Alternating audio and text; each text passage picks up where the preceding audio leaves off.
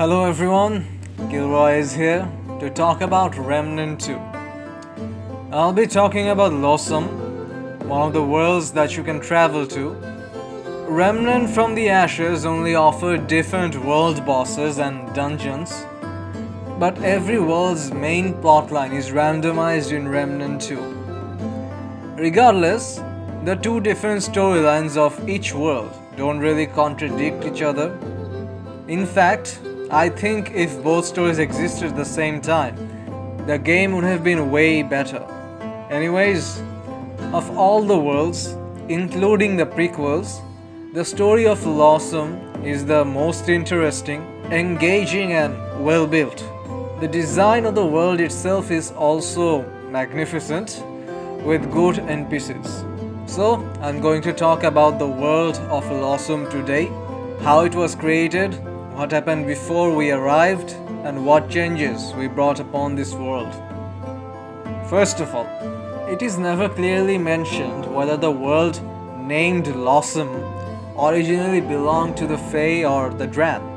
Now, the Fae may seem human-like, but they are quite different, as they have colorful wings, different types of skin, and always wears armor. Like, let me see how you look like. The Fae's history starts with the one true king. Many think of him as the creator of the Fae, but he simply is not. The one true king existed before the Fae, and observed them as they evolved to the beings they are right now. He observed that the Fae are vicious and violent, and it was evident to him that they cannot stay in harmony with each other, let alone govern each other. Hence, the one true king decided to rule upon the Fae himself, as he saw the minimal good the Fae had. Millennia passed under the rule of the one true king, but everyone was not happy under his rule, and for just reasons. To tame the chaotic Fae, the one true king had a system in place. He took the assets from those he did not favor and gave the boons to those he did favor.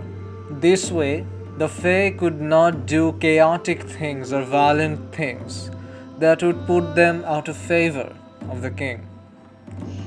But this treatment resulted in some of the Fae conspiring against the one true king, and many even tried killing him. But no mortal weapon could touch the one true king, and thus any sort of rebellion could never rise until a certain impostor came along.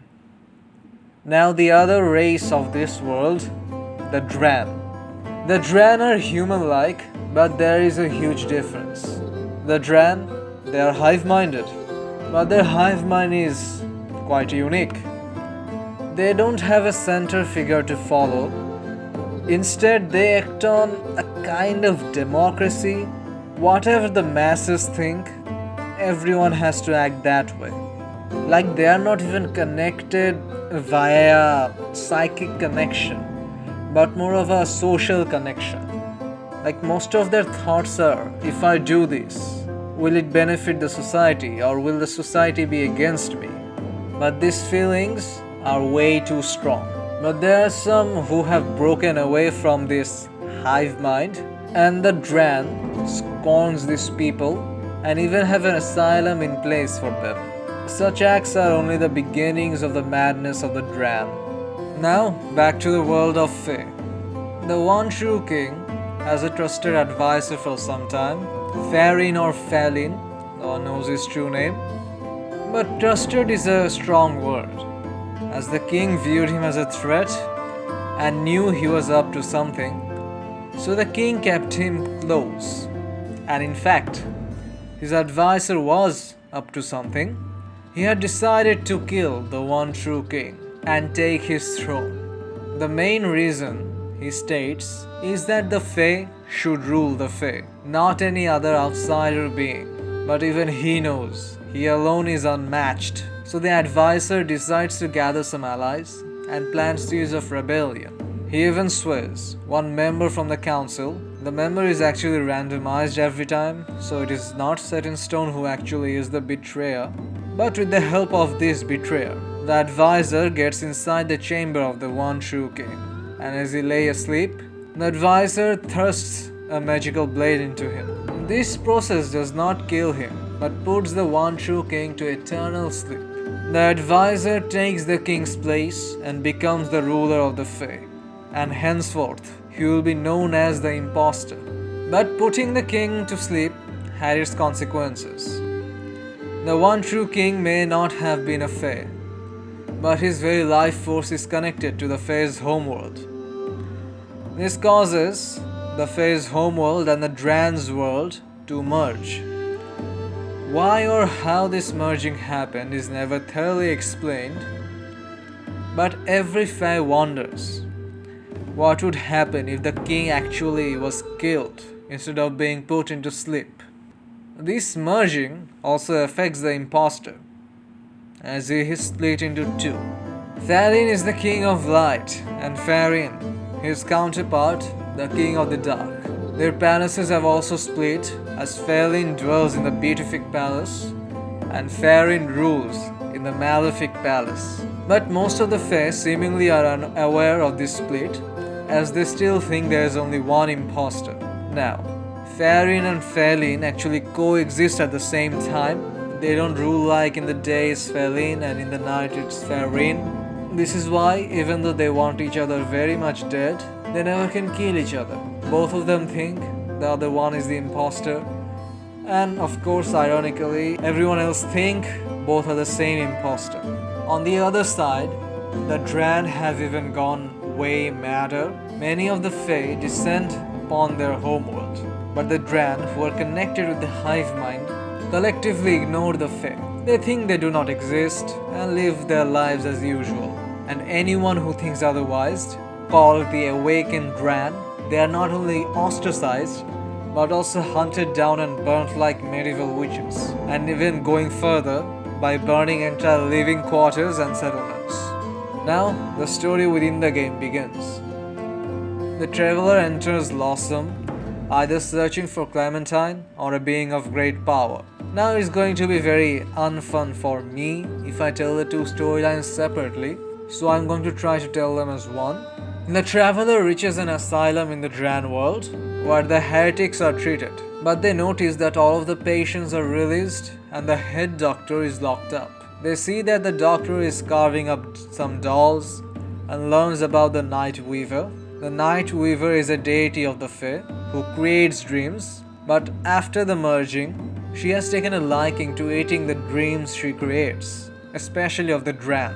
The traveler meets her sister, Namuye, another deity of the Fae and the former advisor to the one true king. She lets the player know of the impostor and asks the traveler to kill both him and her sister. The traveler reluctantly agrees in trade of information. Anyways, the traveler then approaches the Night Weaver and successfully kills her, getting a fragment of the index. Now, there is also the Red Prince, the supposed heir to the one true king. He says that he alone can stand against the impostor. Most likely, the Red Prince lost his arm in a fight against the impostor and now stays hidden as he regains his strength. Now the Red Prince sits in his glided chambers and demands payment for the benefits the player gets from the kingdom. Exploring the Beatific Palace, the traveler comes across the council in disarray because they know someone betrayed and helped the impostor by unlocking the king's door. But they do not know who, and no evidence can be found against anyone as everyone has an alibi. And since no one can be trusted, the council decides to give the duty to sniff out the betrayer to the traveler. The traveler may successfully find out who betrayed by finding their seal in the king's chambers and accuse them. Successfully accusing them would result in the betrayer being killed by the other two, and being unsuccessful would result in the council being killed by the player.